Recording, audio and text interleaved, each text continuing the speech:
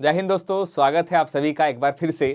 पहले आप लोग बताएंगे वॉइस हमारा क्लियर आ रहा है कि नहीं, क्योंकि अभी जो है वॉइस का इशू आ रहा था।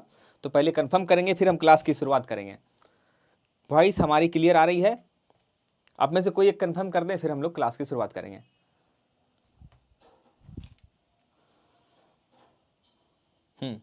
ठीक है। तो आज हम लोग डिस्कस करने वाले हैं यूपी पीसीएस में पूछे गए प्रीवियस ईयर में इंडियन ज्योग्राफी से रिलेटेड जितने भी क्वेश्चन हैं, उन सारे क्वेश्चन को हम लोग डिस्कस करने वाले हैं। तो आप में से जो अभी इंडियन ज्योग्राफी से रिलेटेड क्वेश्चन देखेंगे, तो इसमें हम लोग डिस्कस करेंगे जितने भी क्वेश्चन प्रीवियस ईयर में आए हैं उसे डिस्कस करेंगे। हाँ, साउंड आ रही है ना? एक मिनट।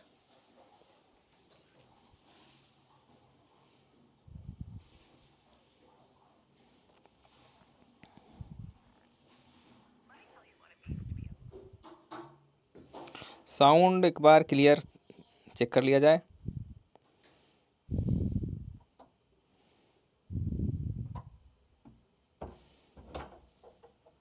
साउंड देख रहा हूँ।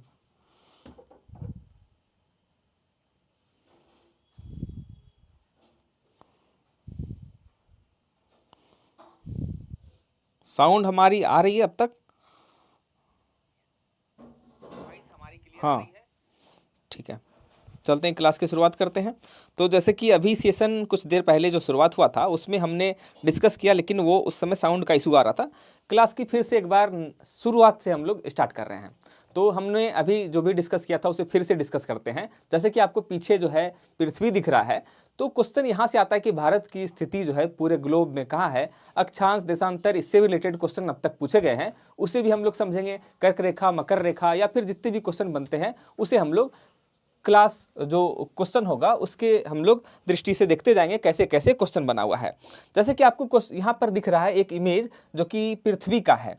तो पृथ्वी का जो आकृति आपको दिख रहा है, ये आपको स्फेरिकल शेप दिख रहा है, गोलाकार आकृति दिख रहा है। तो इसको अगर बराबर हिस्से में बांटना है, तो अगर हम बराबर हिस्से में बांटेंगे तो इसको बीचों बीच आपको ऐसे कट करना होगा। जैसे कि आप मान लो किसी अमरूद को दो हिस्से से काटते हो, तो अगर इसको दो हिस्से में ऐसे काट दिया जाए तो ये हिस्सा जो बन करके आएगा वो आपको कुछ आकृति ऐसा दिखेगा, अर्धगोला टाइप का दिखेगा, सेमी स्फेरिकल आपको शेप दिखेगा। तो ऊपर वाले साइड में जो हिस्सा है जो इस टाइप का दिख रहा है, अर्धगोला टाइप का, उसको हम लोग कहते हैं उत्तरी गोलार्ध। और निचला वाला जो सेक्शन है उसको हम लोग कहते हैं दक्षिणी गोलार्ध। और ये जो सेक्शन आपको बीच वाला जो लाइन है, जिससे कि हम लोग देखते हैं ये दोनों हिस्से को, मतलब उत्तरी गोलार्ध और दक्षिणी गोलार्ध को दो बराबर हिस्से में बांटता है, उसे हम लोग क्या कहते हैं? भूमध्य रेखा। भूमध्य रेखा इट मीन्स इक्वेटर, भूमध्य रेखा। तो यहाँ से जो क्वेश्चन बनेगा, क्या क्या बनेगा उसको हम लोग देखते हैं ड्रॉ करके इमेज में।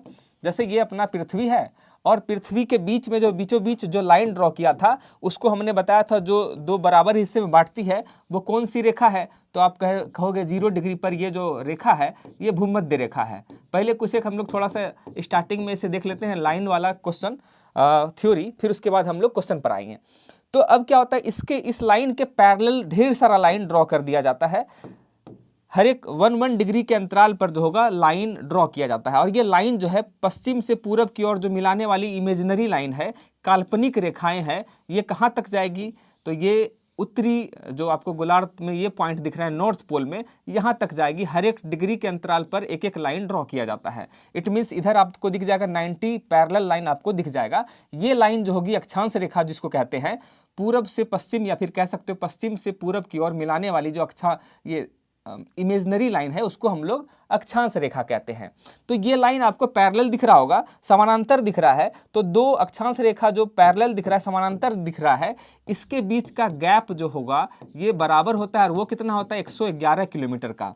वैसे ही हमने नीचे भी, जैसे कि अभी हमने ड्रॉ किया ऊपर, वैसे ही नीचे जो होगा इमेजनरी लाइन ड्रॉ कर लेते हैं, जो कि पश्चिम से पूरब की ओर 1 डिग्री के अंतराल पर ये इमेजिनरी लाइन ड्रॉ किया जाता है। तो ये निचला वाला सेक्शन आपको जो यहाँ दिख जाएगा, कहाँ तक? तो ये नॉर्थ पोल है, ये साउथ पोल है। तो उत्तर से नॉर्थ से साउथ तक हमने इमेजिनरी लाइन ड्रॉ कर दिया।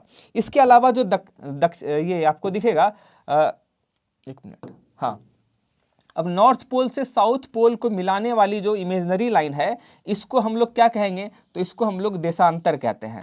नॉर्थ पोल से साउथ पोल की ओर मिलाने वाली लाइन होगी, इसे हम लोग देशांतर कहेंगे। अब ये लाइन जो आप देख रहे हो, जो काल्पनिक रेखाएं हैं जो कि नॉर्थ पोल से साउथ पोल को मिला रही है, तो निचले वाले सेक्शन में जो होगा आपको डिस्टेंस कम दिख रहा है, जैसे जैसे ये ऊपर जा रहा है उसका डिस्टेंस बढ़ रहा है। और सबसे ज़्यादा डिस्टेंस आपको कहाँ दिखेगा, इस वाले सेक्शन में, यहाँ पर सेपरेशन जो है ज़्यादा है। इसका मतलब दो भूमध्य रेखा के बीच में सबसे ज़्यादा डिस्टेंस कहाँ होता है, तो ये भूमध्य रेखा पे होता है, 0 डिग्री पर आपको दिखेगा, इक्वेटर पर जो होगा ज़्यादा होगा।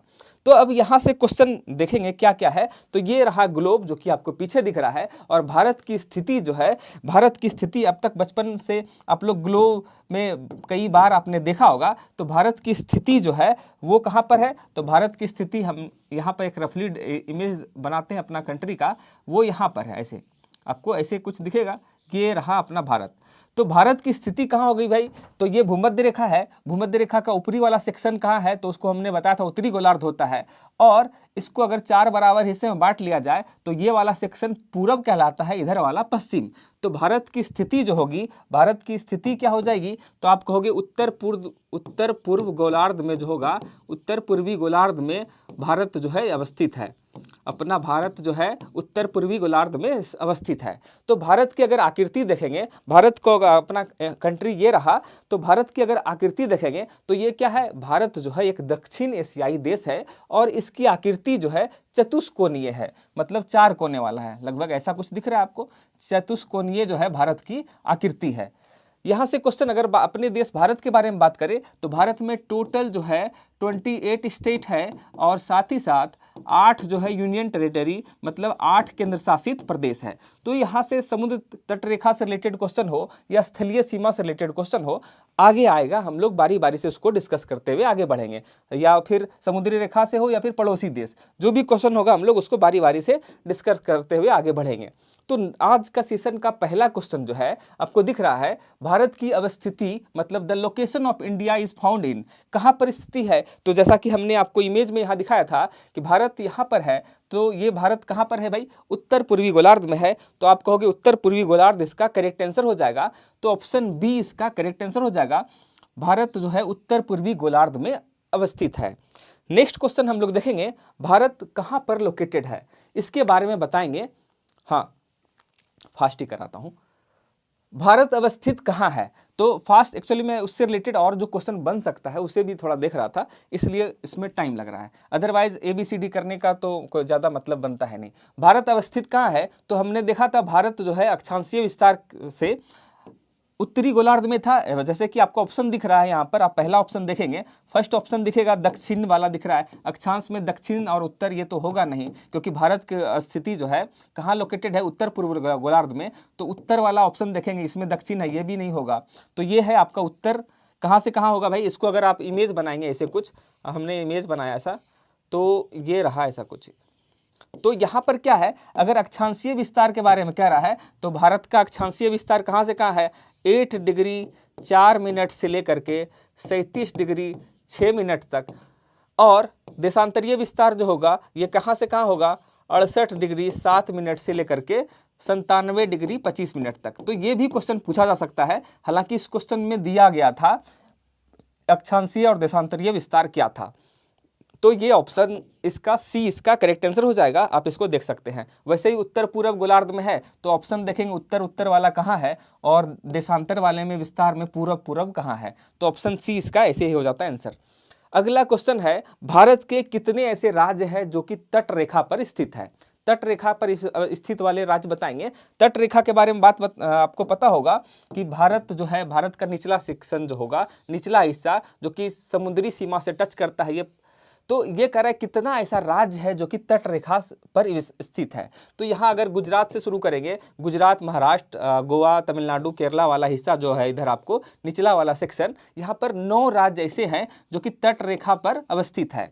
तो यहाँ से क्वेश्चन और भी आता है कि भारत से जो तट रेखा सटती है उसकी कुल लंबाई कितनी है। तो आप लोग बताएंगे तट रेखा से जो सटती है उसकी कुल लंबाई, तट रेखा से स्थित जो लंबाई है ये कितनी है। ये क्वेश्चन आता है आपके एग्जाम में, तो आप बताएंगे आप में से कि इसका क्या होगा आंसर। तट रेखा से जो अपना स्टेट सटता है उसकी कुल लंबाई कितनी है। कुल लंबाई कितनी होगी, तो जलीय सीमा से सटने वाली जो कुल लंबाई है वो होता है 6100 किलोमीटर।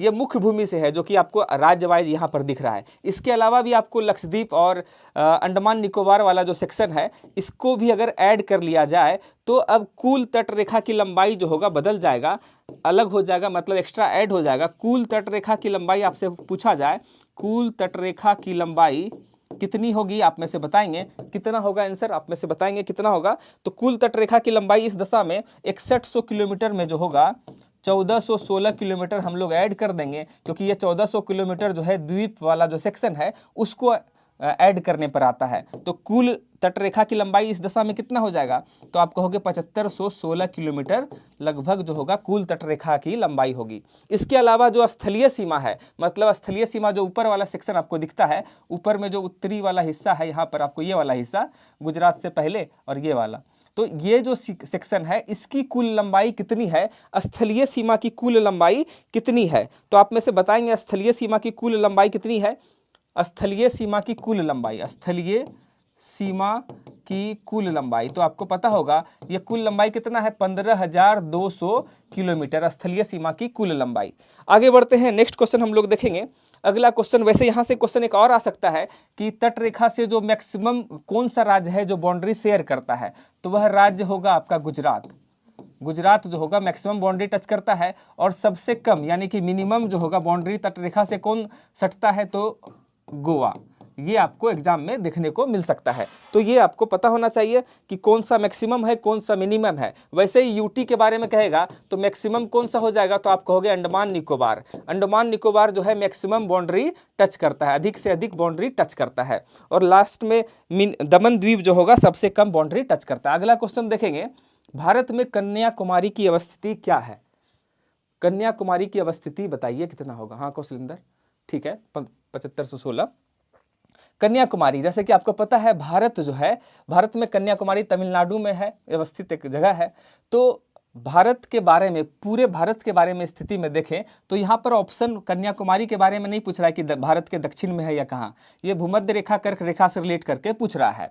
तो अगर आप देखेंगे भूमध्य रेखा के बारे में हमने बताया था, जो पृथ्वी को जो ये लाइन है भूमध्य रेखा जो बराबर हिस्से में बांटती है उत्तरी गोलार्ध और दक्षिणी गोलार्ध में, तो ये है अपना भूमध्य रेखा। तो भारत की अवस्थिति क्या होगी, भूमध्य रेखा के उत्तर है, तो भूमध्य रेखा के अब उत्तर में जो है भारत स्थित है। तो ऑप्शन डी आपको यहाँ दिख जाता है, भूमध्य रेखा के उत्तर में भारत स्थित है। तो ऑप्शन डी इसका करेक्ट आंसर हो जाएगा।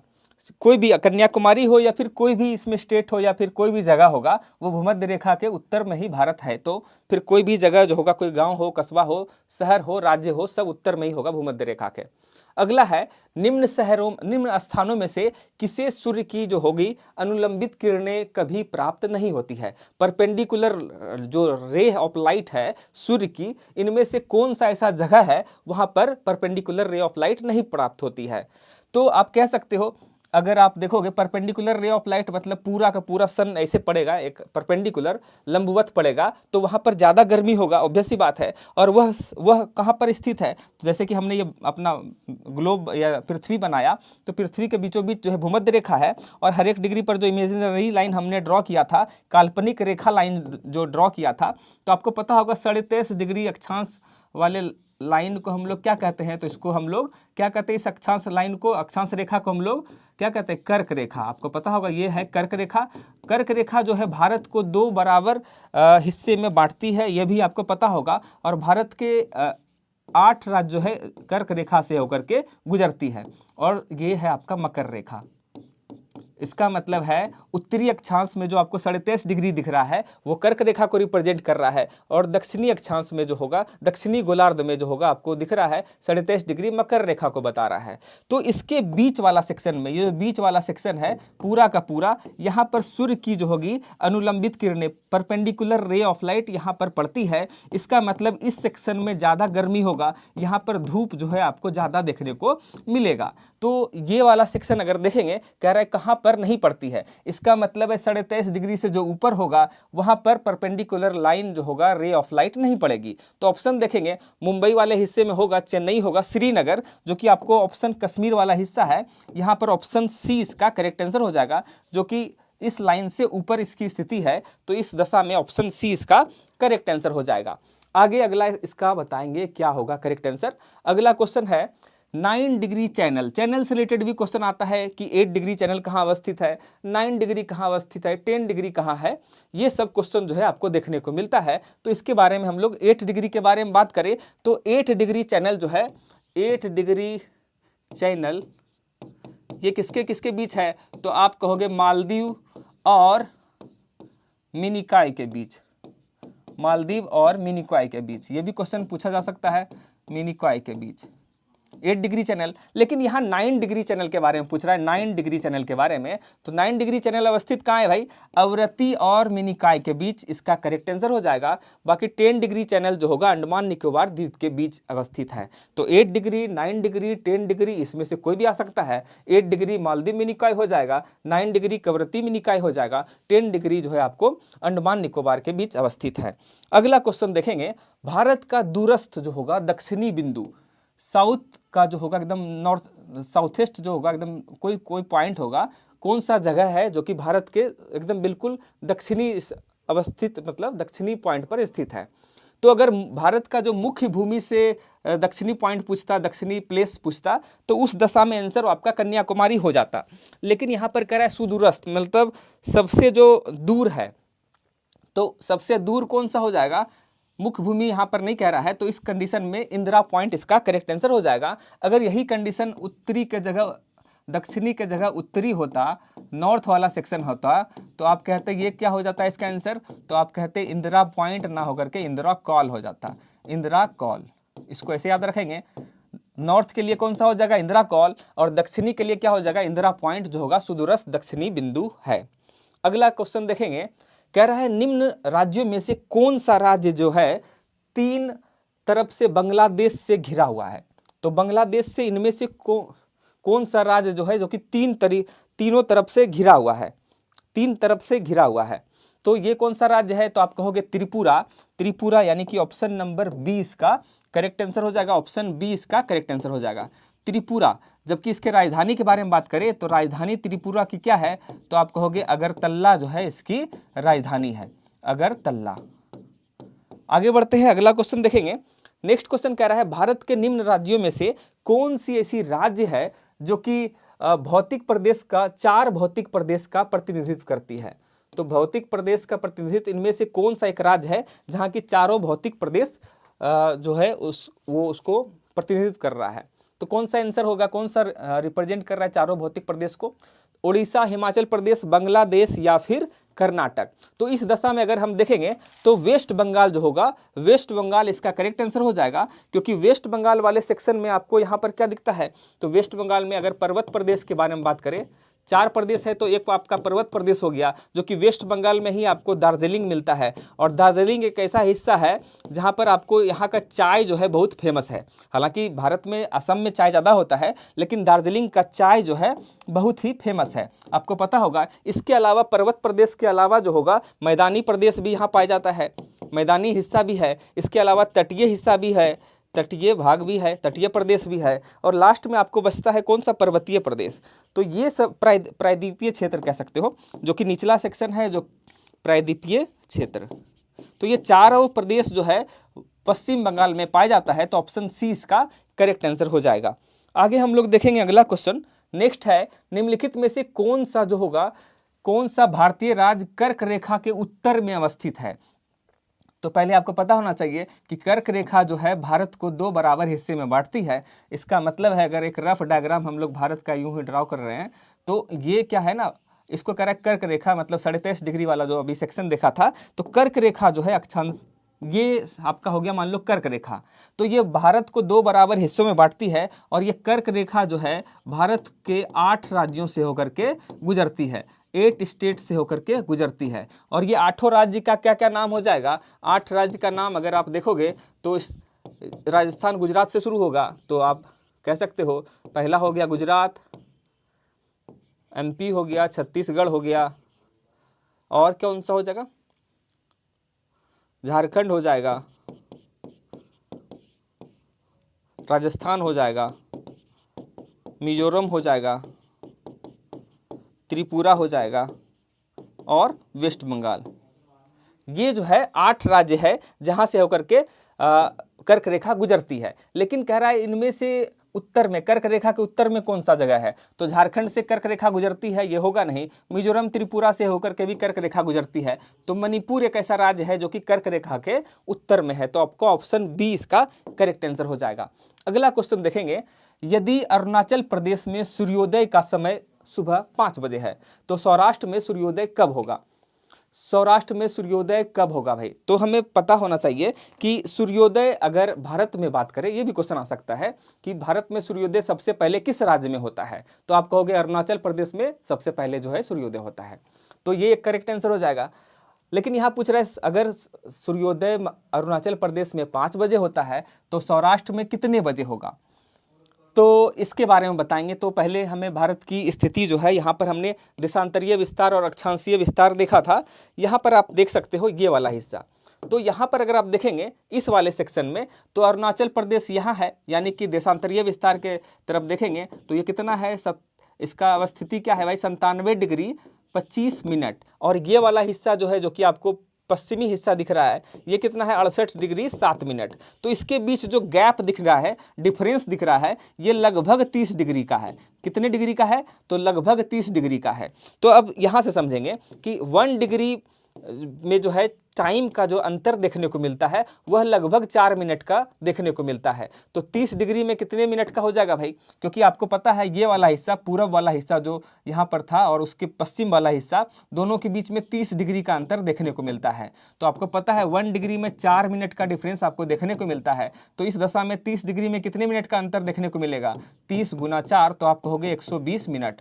120 मिनट से तात्पर्य है कि 2 घंटे का आपको डिफरेंस देखने को मिलेगा। इसका मतलब है सूर्योदय अगर अरुणाचल प्रदेश में 5 बजे हो रहा है तो सौराष्ट्र में कितने बजे होगा? तो आप कहोगे 7 बजे होगा। ऑप्शन डी इसका करेक्ट आंसर हो जाएगा, ऑप्शन डी। ठीक है। और उगते सूरज का देश, मतलब सबसे पहले सूर्य जो है, सूर्योदय कहाँ होता है, तो देश के बारे में कहेगा तो उस दशा में आंसर क्या हो जाएगा? जापान। इसका करेक्ट आंसर हो जाएगा। आगे बढ़ते हैं, अगला क्वेश्चन हम लोग देखेंगे।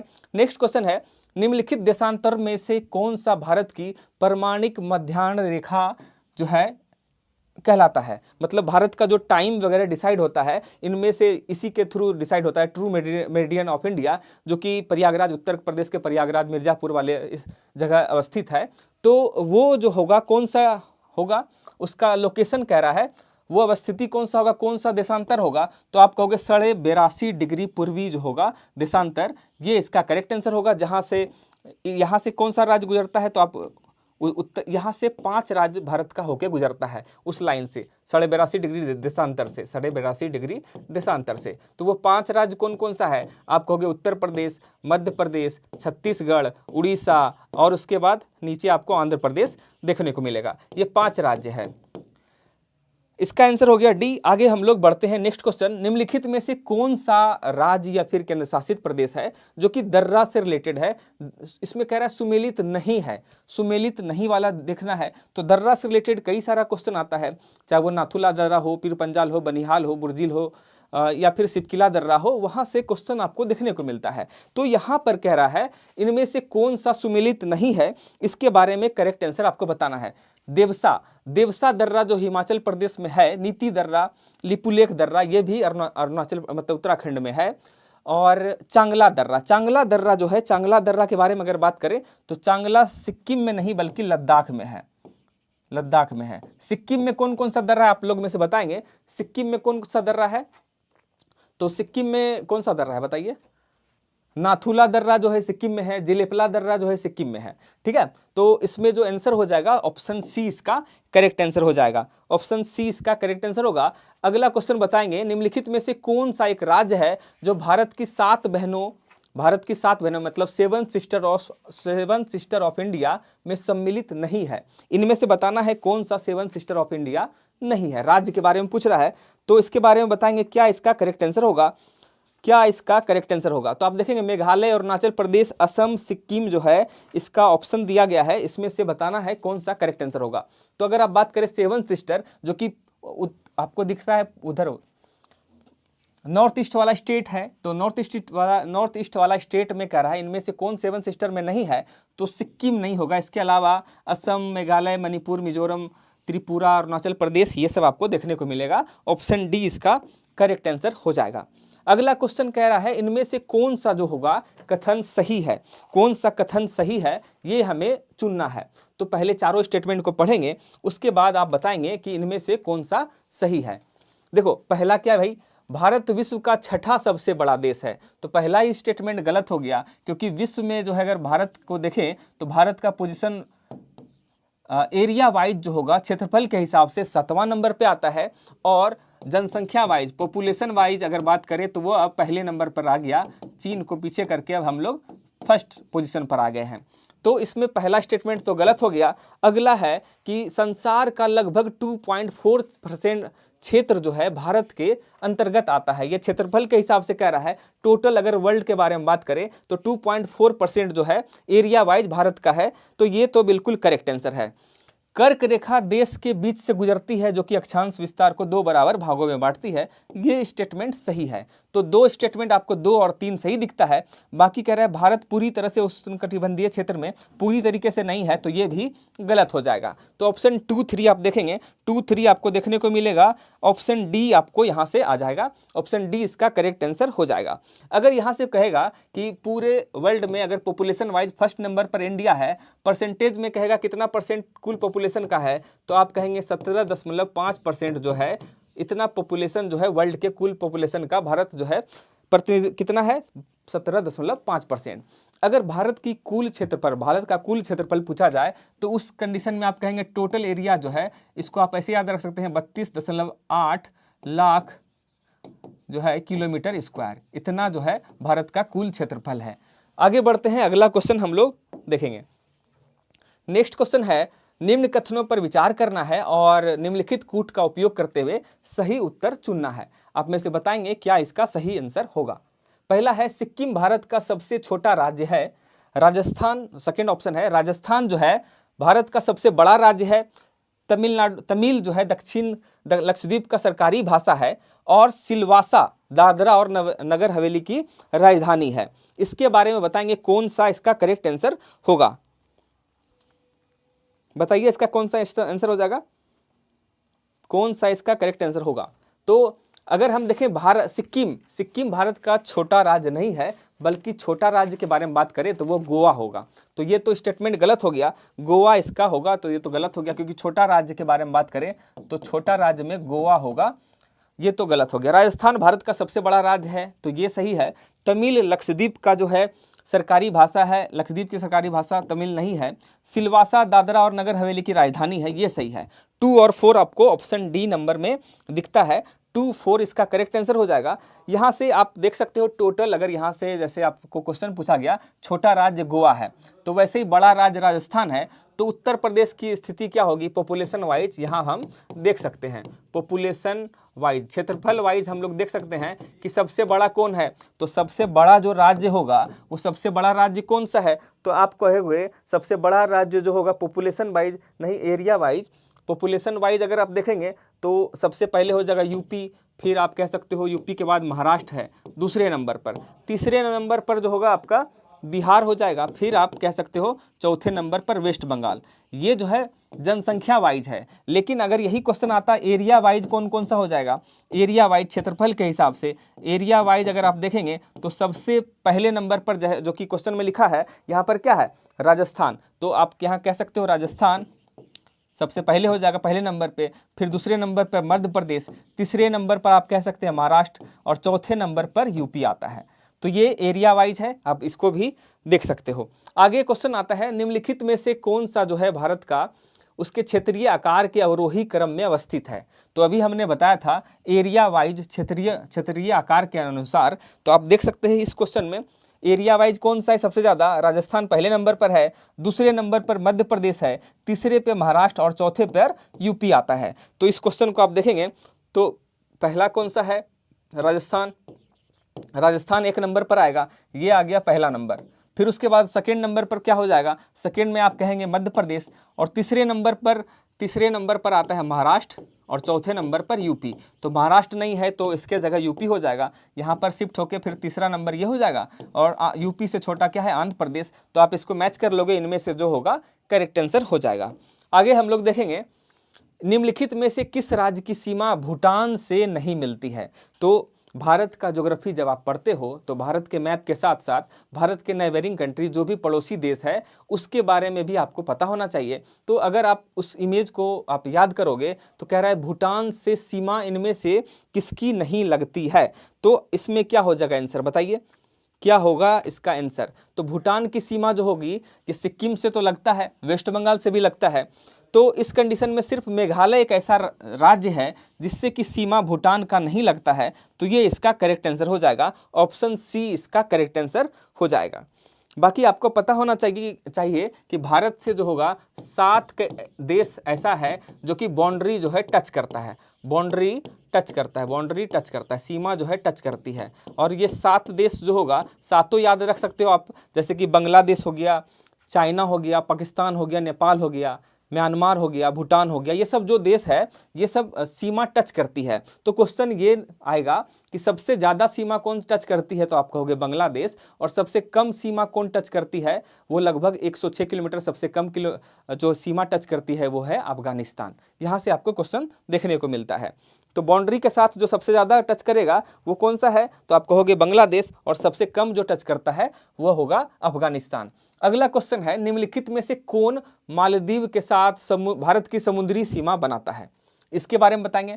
मालदीव के साथ, जैसे कि अभी मालदीव के साथ काफ़ी कुछ रिलेशन भारत का उतना ठीक नहीं चल रहा है। तो इस दशा में कह रहा है भारत का समुद्री सीमा इनमें से कौन सा ऐसा चैनल है जो कि सीमा बनाता है? तो Great Channel, Coco Channel, 8 Degree Channel, या फिर उपयुक्त में से कोई नहीं। तो मैंने बताया था 8 डिग्री चैनल जो होगा किसके किसके बीच है, तो ये है मालदीव और मिनिकॉय के बीच, मालदीव और मिनिकॉय के बीच। तो इसका आंसर हो जाएगा मालदीव मिनिकॉय, इट मीन्स मिनिकॉय। तो आप कह सकते हैं कौन सा, 8 डिग्री चैनल, ऑप्शन सी इसका करेक्ट आंसर हो जाएगा। अगला देखते हैं, निम्नलिखित में से भारत के किस राज्य की सीमा म्यांमार से उभयनिष्ठ का मतलब उसके संपर्क में नहीं है, सटती नहीं है, टच नहीं करती है, इनमें से कौन सा ऐसा सीमा, कौन सा भारत का राज्य है जो कि म्यांमार के साथ नहीं टच करता है बाउंड्री?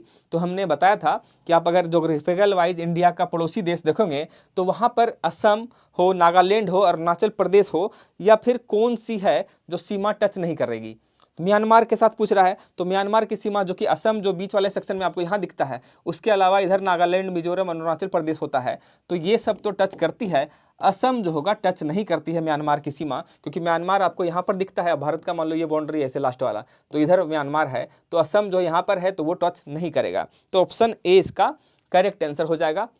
आगे देखेंगे, निम्नलिखित राज्यों में से किसकी सीमा बांग्लादेश से नहीं मिलती है? हमने बताया था बांग्लादेश एक ऐसा कंट्री है जो कि भारत के साथ सबसे ज़्यादा बाउंड्री साझा करता है। तो कह रहा है बांग्लादेश से नहीं मिलती है, इनमें से कौन सा राज्य है जिसके साथ बांग्लादेश की सीमा नहीं मिलती है? तो वैसे ही इसको आप देख सकते हो, मेघालय, मणिपुर, त्रिपुरा। तो मणिपुर एक ऐसा राज्य है जो कि बांग्लादेश के साथ बाउंड्री टच नहीं करता है, रिमेनिंग जितने भी तीनों स्टेट हैं वो टच करता है। आगे आप देखेंगे, इसके बारे में बताइए किसका, इसका क्या होगा करेक्ट आंसर? भारत के निम्नलिखित राज्यों के समूहों में से कौन सा समूह पाकिस्तान से सीमा बनाता है? पाकिस्तान से सीमा कौन कौन सा राज्य बनाता है? तो जैसे आप पंजाब देखते हैं तो पंजाब में बाघा बॉर्डर है जो कि भारत और पाकिस्तान के बीच है, बाउंड्री यहाँ टच है। फिर हरियाणा, नहीं हरियाणा में तो ये नहीं है, ये तो बीच में हो जाएगा। पंजाब हो जाएगा, कश्मीर वाला सेक्शन है, राजस्थान और गुजरात, ये ऐसा चारों राज्य है जहाँ से कि पाकिस्तान जो है बाउंड्री अपना टच करता है, साझा करता है। तो ऑप्शन बी इसका करेक्ट आंसर हो जाएगा। इसको ऐसे आप ऑप्शन से भी एलिमिनेट कर सकते हैं, क्योंकि हिमाचल वगैरह नहीं होगा, उधर पंजाब राजस्थान हो सकता है, हिमाचल आप चाइना वाला उधर हो जाएगा। आगे देख सकते हैं अगला क्वेश्चन, रेड क्लिफ लाइन सीमा निर्धारित करती है, इसके बारे में बताइए। रेड क्लिफ लाइन सीमा किसके किसके बीच है? तो आप कहोगे रेड क्लिफ लाइन जो होगा किसके किसके बीच है? भारत और पाकिस्तान के बीच है। तो भारत और चाइना के बीच कौन सा है? तो आप कहोगे मैकमोहन, मैकमोहन जो होगा इसका करेक्ट आंसर हो जाएगा, भारत चाइना के बीच। इसके अलावा भारत और अफगानिस्तान के बीच आप कह सकते हो डुरंड रेखा, वो भी क्वेश्चन में पूछा जा सकता है। डुरंड जो होगा भारत अफगानिस्तान हो जाएगा, रेड क्लिफ भारत और पाकिस्तान हो जाएगा, मैकमोहन भारत और चाइना हो जाएगा। आगे हम लोग देखेंगे, पोखरन अब स्थित है। पोखरन जगह का नाम है और यहाँ पर परमाणु परीक्षण वगैरह जो किया गया था, सबसे पहला परमाणु परीक्षण और उसके बाद सेकेंड वाला जो हुआ था 98 में, ये भी यहीं किया गया था। ये कहाँ पर स्थित है, तो आप कहोगे कहाँ पर स्थित है, तो आप कहोगे राजस्थान में स्थित है। पोखरन कहाँ स्थित है, तो राजस्थान में स्थित है। जैसा कि हमने बताया था, पोखरन जो है फर्स्ट परमाणु परीक्षण जो है, पहला परमाणु परीक्षण यहीं हुआ था। फर्स्ट परमाणु परीक्षण जो है यहीं पर हुआ था। और ये कब हुआ था, तो आप कहोगे 1974 में फर्स्ट परमाणु परीक्षण हुआ था। और दूसरा वाला कब हुआ था, तो दूसरा वाला जो हुआ था ये हुआ था 1998 में। यहाँ से क्वेश्चन जो देखने को मिलता है कि फर्स्ट परमाणु परीक्षण जो हुआ था 1974 में जो इस समय ऑपरेशन था, इसका क्या नाम रखा गया था, तो इसका नाम जो रखा गया था स्माइलिंग बुद्धा रखा गया था। 1974 में जो हुआ था उसके लिए नाम क्या रखा गया था, स्माइलिंग बुद्धा। स्माइलिंग बुद्धा, ये भी क्वेश्चन पूछा गया है। इसके अलावा 1998 में जो ये परीक्षण किया गया था उसके लिए उस समय उसका क्या नाम रखा गया था, उस ऑपरेशन के लिए उसका नाम रखा गया था ऑपरेशन शक्ति। ऑपरेशन शक्ति। तो ये आंसर इसका क्या हो जाएगा, राजस्थान, ऑप्शन बी। आगे हम लोग देखेंगे दोदा बेटा। दोदा बेटा चोटी निम्नलिखित में से कौन सी पहाड़ी श्रृंखला पर स्थित है। दोदा बेटा के बारे में बताएंगे तो दोदा बेटा चोटी जो है कौन सा पहाड़ी श्रृंखला पर अवस्थित है, तो साउथ वाले हिस्से में, जो कि इधर आप कह सकते हो पश्चिमी घाट और पूर्वी घाट को जो मिलाती है। तो यहाँ पर आप देख सकते हैं ये पश्चिमी घाट हो गया, ये वाला सेक्शन पश्चिमी घाट और पूर्वी घाट को जो मिलाती है, पश्चिमी घाट और पूर्वी घाट को जो मिलाती है, यहाँ पर आपका हो जाता है नीलगिरी पहाड़ी। नीलगिरी पहाड़ी। और यहीं पर जो है दोदा बेटा चोटी दोदा बेटा चोटी जो है अवस्थित है। तो ये आंसर क्या हो जाएगा, नीलगिरी पहाड़ी। और इलायची वगैरह का खेती जो है नीलगिरी पहाड़ी पर काफ़ी, भारत में सबसे ज़्यादा इलायची की जो खेती होती है यहीं पर होता है। तो नीलगिरी की पहाड़ी पर इलायची की खेती होती है। और जो अवस्थित कहाँ है, पश्चिमी घाट। ऐसे भी क्वेश्चन आता है कि पश्चिमी घाट और पूर्वी घाट को मिलाने वाली जो पहाड़ियाँ होगी तो वो नीलगिरी पहाड़ी होगा। तो आगे हम लोग अगला देखेंगे। नेक्स्ट क्वेश्चन, बृहद हिमालय। बृहद हिमालय को किस नाम से जाना जाता है, इसके बारे में बताएंगे। तो अगर आप हिमालय को देखेंगे तो इसके बारे में कह रहा है काराकोरम, हिमालय, हिमाचल या शिवालिक। यहाँ से क्वेश्चन आपको देखने को मिलेगा, इसके बारे में बताएंगे क्या इसका करेक्ट आंसर होगा। अगर आप देखेंगे भारत, तो पहले हम लोग हिमालय के बारे में देखते हैं। तो हिमालय जो है इसको अगर देखा जाए तो आंसर है इसका बृहद हिमालय को किस नाम से जाना जाता है, तो इसका करेक्ट आंसर बताएंगे अनीस, सी। ठीक है, लेकिन इसका अगर हम देखेंगे, जैसे ये है बृहद हिमालय, जैसे हिमालय के लिए हम लोग ऐसा कुछ मैप बना देते हैं। मान लो ये कुछ मैं मैप बना देता हूं, इससे और क्लियर हो जाएगा। ये अपना सेक्शन है, मान लो ये है आपका बृहद हिमालय। ऊपरी वाला हिस्सा जो दिख रहा है ये किसको बता रहा है, बृहद हिमालय को। फिर उसके बाद क्या आता है भाई, तो आप कहोगे लघु हिमालय आता है, लघु हिमालय। इसके बाद वाला सेक्शन हम लोग क्या करते हैं, इसको हम लोग ऐसे ड्रॉ कर देते हैं इस लाइन से। ये कौन सा है भाई, ये इसके बाद वाला आता है जिसकी ऊंचाई जो है यहाँ पर कम है, तो ये है लघु हिमालय, लघु हिमालय। और इसके बाद जो लास्ट में आपको यहाँ पर दिखेगा, ये जो पोर्शन होगा, ये जो नवीनतम पोर्शन होगा, इसको हम लोग कहेंगे क्या भाई, इसको आप कह सकते हो शिवालिक। शिवालिक। शिवालिक का अन्य नाम क्या है, तो आप इसका नाम कहते हो बाह्य हिमालय। बाह्य हिमालय, बाह्य हिमालय। तो यहाँ से क्वेश्चन आता है कि सबसे नवीनतम जो होगी वो कौन सा है, शिवालिक। उसका अन्य नाम क्या है, बाह्य हिमालय। लघु हिमालय यहाँ पर आपको धौलाधर, पीर पंजाल वगैरह देखने को मिलता है। बृहद हिमालय जिसका नाम हिमाद्री है, हिमाद्री है बृहद हिमालय, इसका करेक्ट आंसर ऑप्शन सी इसका करेक्ट आंसर हो जाएगा। ठीक है, और भारत ये सबसे प्राचीनतम चोटी जो होगी इस वाले हिस्से में मिलेगा, बृहद हिमालय में। ठीक है, तो इसका ऑप्शन सी हो जाएगा। और बृहद हिमालय के ऊपर वाला भी हिस्सा जो होगा उसको हम लोग ट्रांस हिमालय कहते हैं। अगला क्वेश्चन देखेंगे, कुमाऊं हिमालय निम्नलिखित में से किन नदियों के बीच है।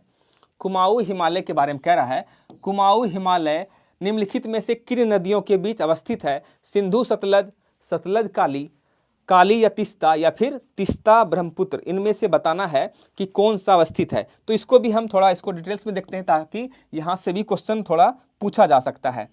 तो इसको देखेंगे तो कह रहा है कुमाऊं हिमालय निम्नलिखित में से किन नदियों के बीच अवस्थित है। तो हिमालय क्षेत्र को जो है अगर हम बात करें, हिमालय क्षेत्र को जो है हम लोग चार प्रमुख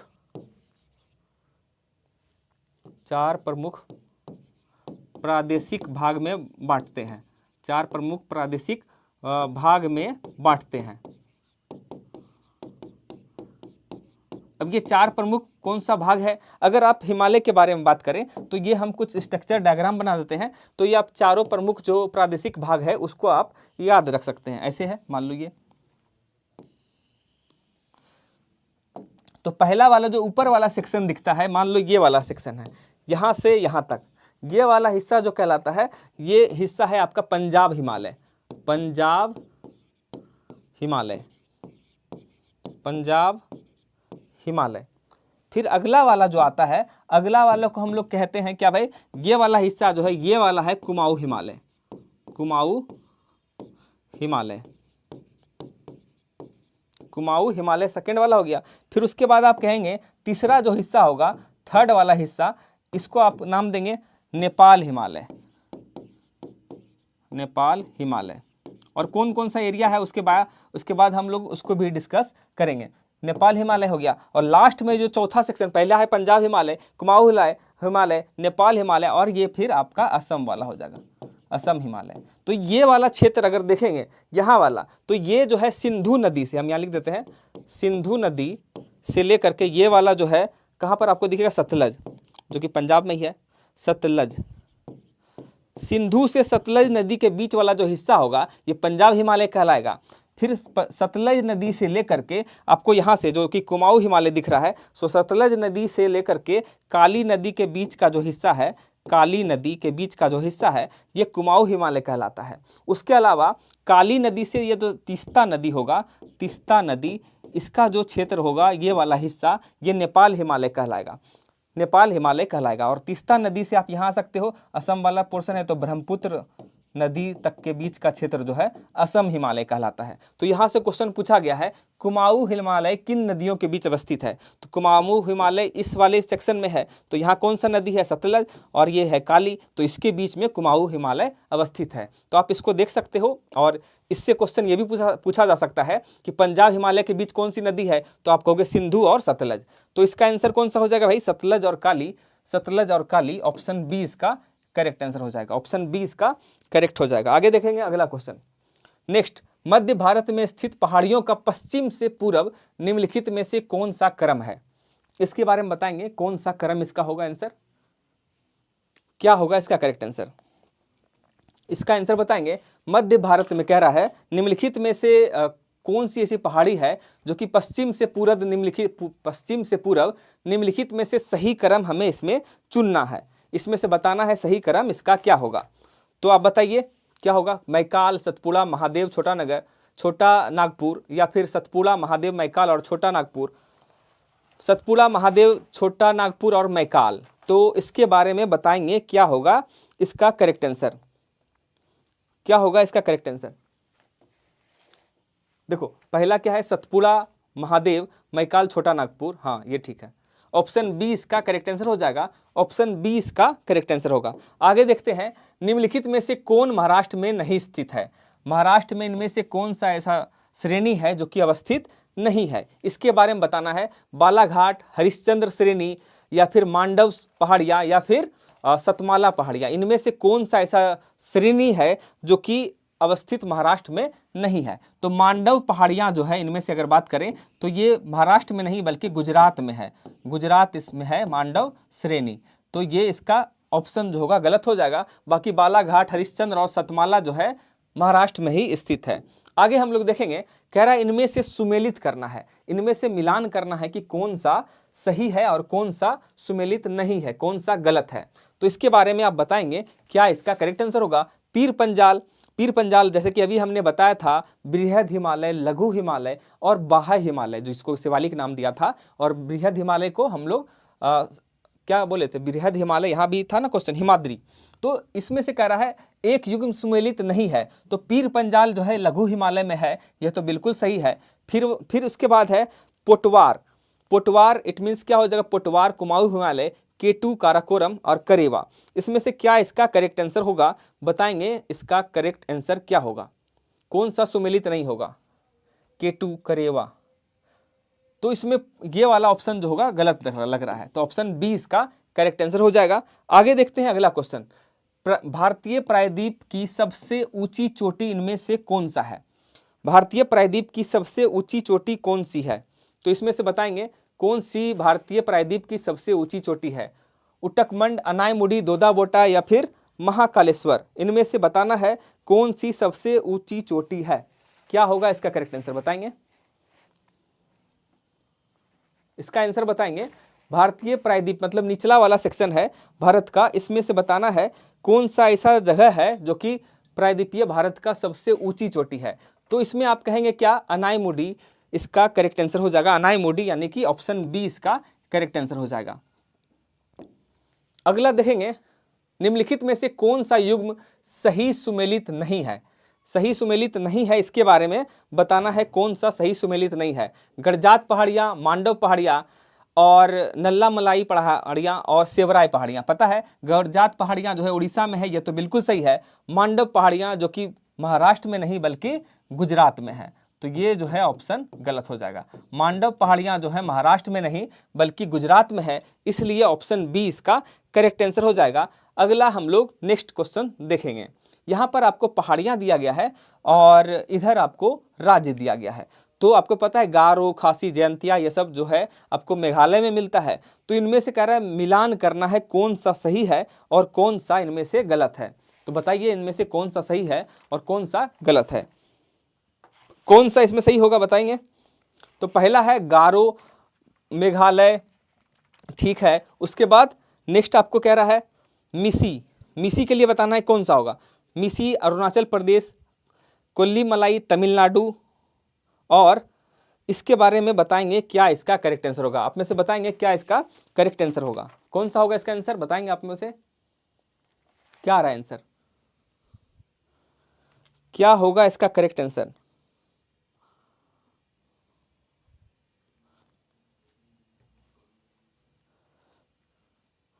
देखो इसमें गारो अगर है तो गारो तो मेघालय में होता है, ये तो करेक्ट हो जाएगा। मिरी, मिरी के बारे में देखेंगे तो ये मिरी जो है नॉर्थ ईस्ट में पाया जाता है, मतलब अरुणाचल प्रदेश आपका इसका करेक्ट आंसर हो जाएगा। कोल्ली मलाई तमिलनाडु में, ये सही हो जाएगा। और डालमा झारखंड में। तो ये आप ऑप्शन देखेंगे तो कौन सा है 1, 3 और 2, 4, 1, 3, 2, 4 यानी कि ऑप्शन ए इसका करेक्ट आंसर हो जाएगा। ऑप्शन 3 इसका करेक्ट होगा। अगला देखेंगे, अंडमान और निकोबार द्वीप समूह में से सबसे अधिक ऊंचाई वाला चोटी कौन सा है? अंडमान निकोबार वाले द्वीप समूह में से कह रहा है इनमें से सबसे ऊंची चोटी इनमें से कौन सा है। तो इनमें से सबसे ऊंची चोटी की बात करें, यह अंडमान निकोबार के बारे में कह रहा है, तो सैडल पीक होगा। सैडल पीक होगा यहाँ पर सबसे ऊंची चोटी जो है अंडमान निकोबार में सैडल पीक है, और इसकी ऊंचाई जो है ये 332 किलोमीटर है। तो ये इसका करेक्ट आंसर हो जाएगा। ऑप्शन बी, ऑप्शन ए इसका करेक्ट आंसर हो जाएगा। आगे हम लोग देखेंगे 332 किलोमीटर नहीं होगा, ये तो फिर ज़्यादा बहुत ज़्यादा हो जाएगा ना, एवरेस्ट से भी ज़्यादा हो जाएगा। 332 मीटर होगा इसका आंसर। आगे हम लोग देखेंगे, निम्नलिखित पर्वत शिखरों में कौन सा एक भारत में अवस्थित नहीं है। भारत में इनमें से कौन सा पर्वत शिखर है जो कि भारत में अवस्थित नहीं है। तो कौन सा होगा? कामेत हो, गोसाईनाथ होगा, नंदा देवी या त्रिशूल। तो आपको पता है गोसाईनाथ जो है भारत में अवस्थित नहीं है। तो इस दशा में ऑप्शन क्या हो जाएगा? ऑप्शन ए इसका करेक्ट आंसर हो जाएगा। इसका मतलब है गोसाईनाथ भारत में नहीं तो कहाँ स्थित है? तो ये चाइना में अवस्थित है। तो चाइना इसका आंसर हो जाएगा। आगे हम लोग देखेंगे, धौलाधर तथा पीर पंजाल की महत्वपूर्ण श्रेणियां अवस्थित है। तो हमने बताया था कि बाह्य हिमालय के बाद जो लघु हिमालय वाला आता है, लघु हिमालय का अन्य नाम जो है मध्य हिमालय भी है। तो ये मध्य हिमालय में जो है आपको धौलाधर पीर पंजाल देखने को मिलता है। तो यहाँ पर इसका करेक्ट आंसर हो जाएगा लघु हिमालय, या फिर ऑप्शन अगर मध्य हिमालय होता तो आप इसका मध्य हिमालय भी आंसर बता सकते थे। तो यहाँ पर धौलाधर पीर पंजाल कौन सा हो जाएगा? लघु हिमालय या फिर मध्य हिमालय, इसका अन्य नाम जो है मध्य हिमालय भी है, मध्य हिमालय। उसके अलावा महान हिमालय, ट्रांस हिमालय, बाह्य हिमालय। बाह्य हिमालय का अन्य नाम क्या है? तो आप कहोगे ये शिवालिक। आगे बढ़ते हैं, नेक्स्ट देखेंगे महान हिमालय, जिसका अन्य नाम क्या है? बाह्य हिमालय। महान हिमालय का अन्य नाम क्या है? तो आप बताएंगे क्या होगा? हिमाद्री। और हिमाद्री के ऊपर जो होता है ट्रांस हिमालय। सबसे ऊपर ट्रांस हिमालय, उसके बाद महान हिमालय, फिर लघु हिमालय, और सबसे इधर जो है आपको ऐसे देखोगे तो यहाँ पर शिवालिक आपको देखने को मिलता है। ये ट्रांस हिमालय, फिर महान हिमालय, लघु हिमालय, फिर ट्रांस हिमालय। आगे हम लोग देखेंगे भारत में सर्वाधिक प्राचीन पर्वत इनमें से कौन सा है। तो भारत में ही नहीं, पूरे अगर वर्ल्ड में देखें तो सबसे प्राचीनतम पर्वत में से जो है अरावली पर्वत का नाम आता है। अरावली पर्वत इसका करेक्ट आंसर हो जाएगा। ऑप्शन ए आपको दिख रहा है, ऑप्शन ए, जो कि अरावली पर्वत का विस्तार जो है आपको दिखता है कहाँ से। अगर आप बात करें अरावली पर्वत का विस्तार, ये गुजरात में है, राजस्थान में है, साथ ही साथ हरियाणा के साथ साथ दिल्ली में भी है। तो ये आपको यहाँ तक इसका विस्तार है अरावली पर्वत का। तो इसका आंसर क्या हो जाएगा, ए इसका करेक्ट आंसर हो जाएगा। अगर इसके बारे में बात करें, ये बहुत पुराना है। बहुत पुराना से मेरा मतलब है ये 600 से 570 मिलियन वर्ष पहले का इसका बताया गया है। इसका एज जो है इतना वर्ष पहले का है। तो अरावली पर्वत मतलब जब पृथ्वी का निर्माण हो रहा होगा तभी ये पर्वत बना है। तो इसलिए यहाँ पर जीवाश्म जो है, किसी जीव का अंश वगैरह नहीं है। तो यहाँ पर आप इसका कह सकते हैं ऑप्शन ए इसका करेक्ट आंसर है। अगला क्वेश्चन है, दंडकारण्य क्षेत्र जो है प्रदेश कहाँ पर अवस्थित नहीं है। आंध्र प्रदेश, छत्तीसगढ़, मध्य प्रदेश या उड़ीसा। इसके बारे में बताएंगे क्या इसका करेक्ट आंसर हो जाएगा। दंडकारण्य के बारे में बता रहा है। तो दंडकारण्य प्रदेश जो होगा ये इसका क्या, इसके बारे में अगर हम जानेंगे, इसके बारे में क्या कह सकते हैं। दंडकारण्य प्रदेश जो है ये पूर्वी पठार का भौतिक क्षेत्र है। पूर्वी पठार का भौतिक क्षेत्र है। तो यहाँ पर जो स्थित जो राज्य के बारे में बात करें तो यहाँ पर आपको उड़ीसा दिख जाता है, उड़ीसा दिख जाता है दंडकारण्य क्षेत्र में। साथ ही साथ छत्तीसगढ़ दिख जाता है और आपको आंध्र प्रदेश भी दिख जाता है, आंध्र प्रदेश भी, आंध्र प्रदेश। तो इस कंडीशन में क्या होगा, दंडकारण्य क्षेत्र में कौन अवस्थित नहीं है, तो मध्य प्रदेश इसका करेक्ट आंसर हो जाएगा। इसके अलावा उड़ीसा, छत्तीसगढ़, आंध्र प्रदेश जो है इस क्षेत्र में अवस्थित है। पूर्वी पठार का ये भौतिक क्षेत्र है। आगे हम लोग देखेंगे K2 के बाद भारत में निम्नलिखित में से कौन द्वितीय सर्वोच्च पर्वत शिखर है। K2 काराकोरम के बारे में कह रहा है। भारत में K2 के बाद सबसे दूसरा जो सेकेंड हाईएस्ट पिक पॉइंट है वो कौन सा है, तो आप कहोगे कंचनजंगा, जो कि सिक्किम में है। तो कंचनजंगा इसका करेक्ट आंसर हो जाएगा। K2 यानी कि काराकोरम, इसके बारे में आप जान सकते हैं, काराकोरम, काराकोरम। इसका जो हाइट है ये कितना है, तो हाइट जो है एवरेस्ट से तो कम ही होगा, क्योंकि एवरेस्ट का हाइट आपको पता है 8848 मीटर है। ये एवरेस्ट का हो गया, जो कि वर्ल्ड का सबसे हाईएस्ट जो होगा सर्वोच्च शिखर है एवरेस्ट। उसके बाद भारत में जो स्थित है, भारत में जो स्थित है K2 यानी कि काराकोरम, इसकी जो ऊंचाई है वो कितना है, इससे कम है, मतलब 8611 मीटर है। काराकोरम के बाद ये भारत में पहला नंबर पे आ गया। सेकेंड नंबर पे जो है वह कौन सा है, कंचनजंगा, कंचनजंगा, कंचनजंगा, जो कि आपको ऑप्शन सी में दिखता है। इसकी हाइट 8600 के आसपास है। तो 8598 मीटर इसका कंचनजंगा का हाइट है। तो इसमें ऑप्शन सी हो जाएगा। आगे देखेंगे, निम्नलिखित में से भारत का कौन प्राचीनतम भाग है। तो भारत का सबसे प्राचीनतम भाग, जब अपना अर्थ वगैरह बन रहा होगा उसी समय जब इंडिया का स्टेट देखेंगे, मतलब इंडिया का कौन सा पार्ट है, तो ये वाला हिस्सा, यहाँ पर आप कह सकते हो ये वाला हिस्सा, दक्कन का पठार वाला हिस्सा जो है ये भारत का प्राचीनतम भाग है। तो दक्कन का पठार, उसमें से ऑप्शन में से देखेंगे तो तटीय भाग, तटीय भाग, तो ये वाला सेक्शन इधर, ये तो प्राचीनतम भाग नहीं है। मैदानी हिस्सा भी नहीं होगा, तटीय हिस्सा नहीं।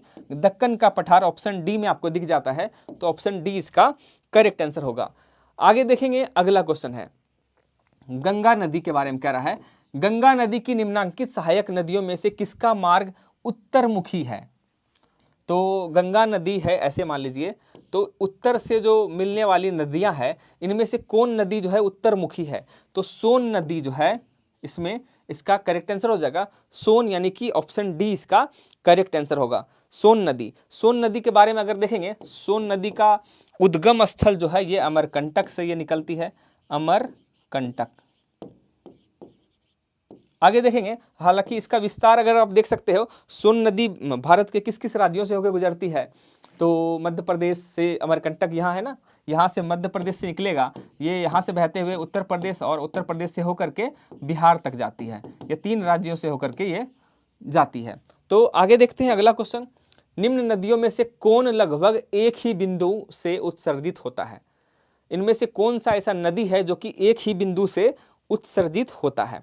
तो आप इसमें देखेंगे कौन सा है, ब्रह्मपुत्र और इंडस के जगह आप सिंधु भी कह सकते हैं, इंडस या फिर सिंधु। तो ये ऑप्शन सी इसका करेक्ट आंसर हो जाएगा। आप में से जिसका सी आ रहा है बिल्कुल सही आ रहा है। आगे देखेंगे, अगला क्वेश्चन है, इनमें से कौन सी नदी में माजुली नदीय द्वीप अवस्थित है? कौन सा ऐसा नदी है जहां पर माजुली, जो कि माजुली द्वीप कहाँ है, ये काफी फेमस है, यह ब्रह्मपुत्र नदी के बीच में अवस्थित है और यह कहाँ है, असम में। अभी ये भारत ही नहीं बल्कि विश्व में सबसे बड़ा जो है नदीय द्वीप इसको माना गया है। तो माजुली द्वीप कहाँ पर है, तो ब्रह्मपुत्र नदी के बीच में है। यह द्वीप कहाँ है, तो असम में है। तो इसका सी इसका करेक्ट आंसर हो जाएगा। अगला हम लोग देखेंगे, नेक्स्ट क्वेश्चन जो है इसके बारे में बताएंगे क्या होगा इसका करेक्ट आंसर। कौन सी नदी जो है बांग्लादेश में पद्मा के नाम से जानी जाती है?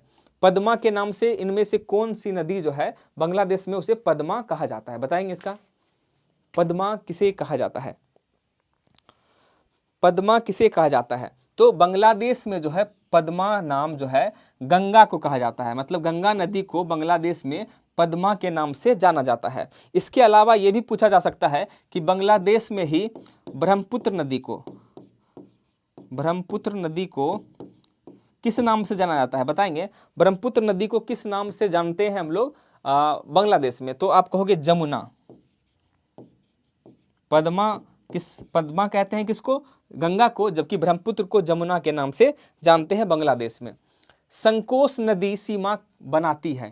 संकोश नदी सीमा के बारे में पूछ रहा है, यह किन दो राज्यों के बीच बनाती है? संकोश नदी सीमा किसके बीच बनाती है?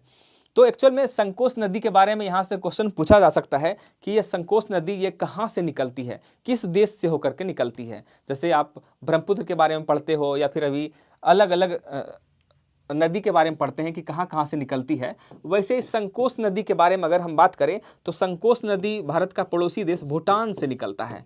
तो भूटान का अगर इतना आपको पता होगा तो आप ये ऑप्शन सही कर सकते हो। तो भूटान के आसपास जो आपका राज्य है वहाँ देखो, इसके इर्द गिर्द कौन सा राज्य है? इसके इर्द गिर्द वाला राज्य अगर देखेंगे तो भूटान से बाउंड्री बिहार का तो टच करता है नहीं, तो बिहार ऑप्शन गलत हो गया।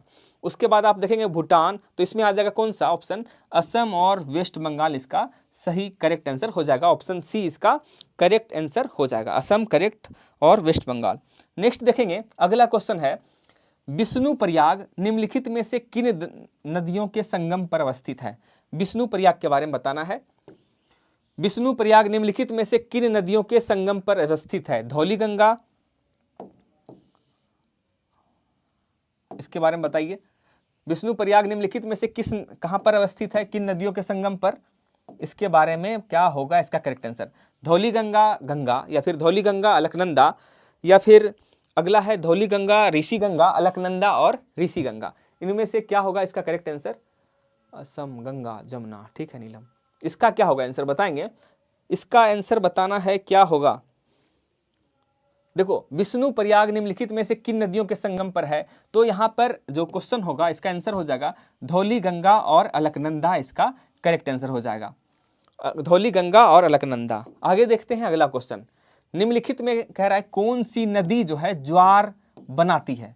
तो ज्वार कौन सी नदी बनाएगी? जो कि नदी के बारे में कह रहा है, मतलब उसकी तटीय सीमा जो है कहीं ना कहीं किसी समुद्र से लग रहा होगा। तो उसमें से हम ऑप्शन से देख सकते हैं, महानदी, हुगली या फिर गोदावरी या फिर कावेरी। तो हुगली नदी जो है वेस्ट बंगाल में है, कलकत्ता में है, तो ये बे ऑफ बंगाल में जाके मिलेगी, बंगाल की खाड़ी में। तो ये ज्वार बनाती है, तो ऑप्शन बी इसका करेक्ट आंसर हो जाएगा। ऑप्शन बी इसका करेक्ट होगा। आगे देखते हैं अगला क्वेश्चन, निम्नलिखित में से कौन सी नदी घाटी, जिसको बेसिन कहते हैं, क्षेत्रफल की दृष्टि से सबसे बड़ी है? क्षेत्रफल वाइज कह रहा है, एरिया वाइज कह रहा है, कौन सा नदी घाटी जो है सबसे बड़ा है? एरिया वाइज बताएंगे, कावेरी, महानदी, ताप्ती या फिर नर्मदा।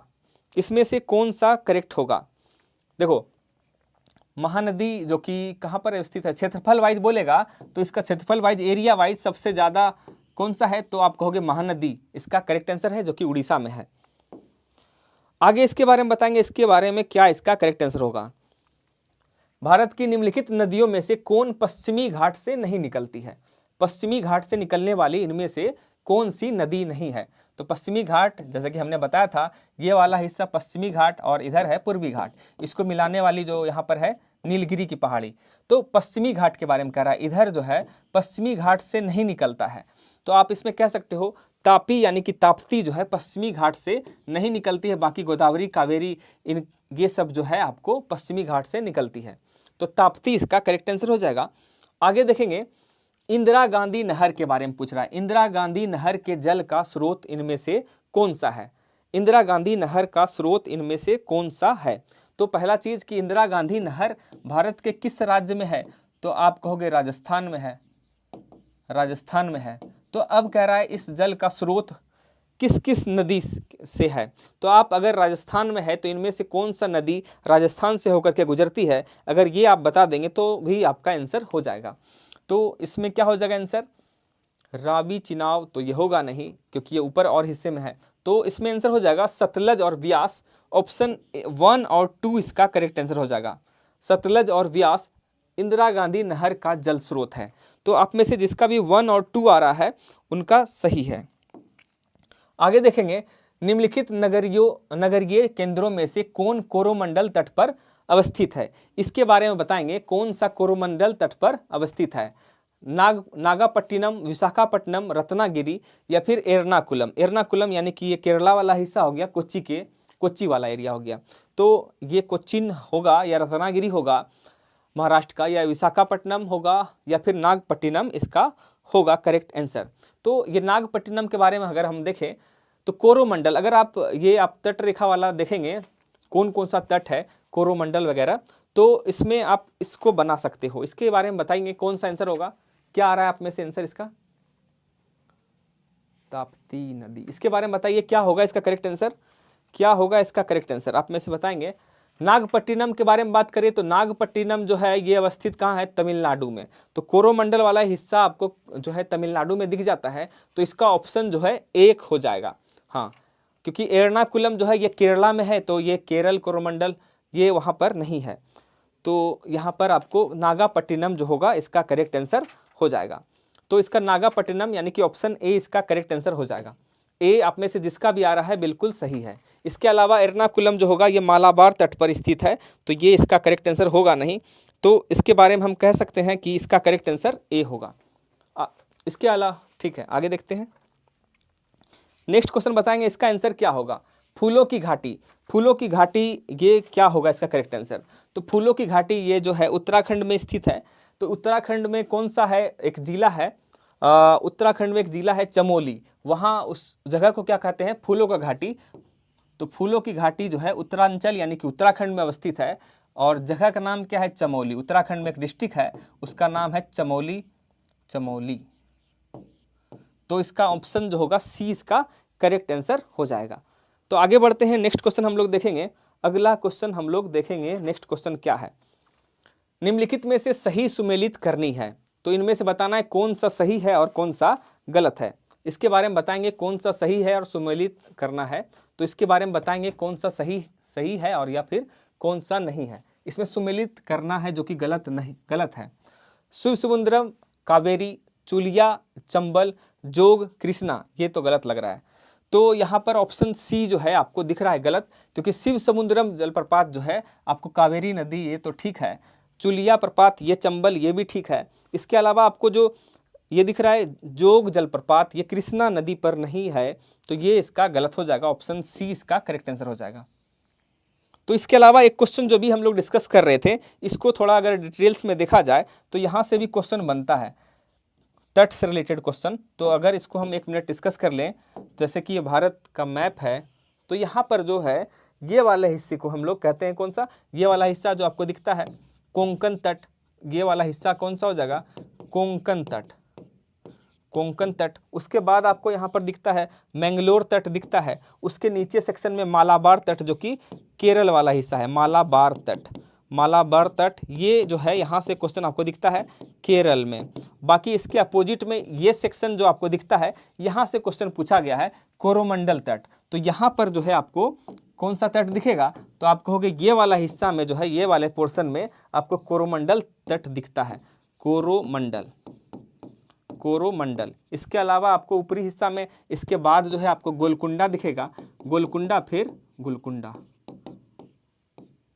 ये आपको यहां से क्वेश्चन देख सकता है, खास करके ये सेक्शन आता है मालाबार तट केरल और कोरोमंडल तमिलनाडु वाला हिस्सा।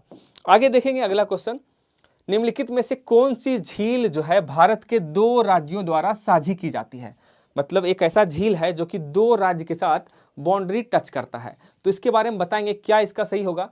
चिल्का, चिल्का झील के बारे में आपने पढ़ा होगा, भारत में जो है खारे पानी का झील जो है चिल्का है। हालांकि सांभर झील जो कि राजस्थान में है, यह भी खारे पानी का झील है, यह अंतःस्थलीय है झील जो है खारे पानी का सांभर जो कि राजस्थान में है। चिल्का झील भी खारे पानी का झील है जो कि उड़ीसा में है। लोनार झील या पुलिकट झील, इसके बारे में बताना है कौन सा ऐसा झील है जो कि 2 राज्य के साथ सीमा यानी कि बाउंड्री टच करता है, 2 राज्यों के द्वारा साझा की जाती है। बाउंड्री नहीं, मतलब कह रहा है 2 राज्य के द्वारा साझा की जाती है। तो इस केस में जो होगा, इस कंडीशन में ऑप्शन डी इसका करेक्ट आंसर हो जाएगा। पुलिकट इसका करेक्ट आंसर हो जाएगा। पुलिकट क्योंकि ये आंध्र प्रदेश के साथ साथ आंध्र प्रदेश के साथ साथ तमिलनाडु के साथ जो है साझा करती है ये झील।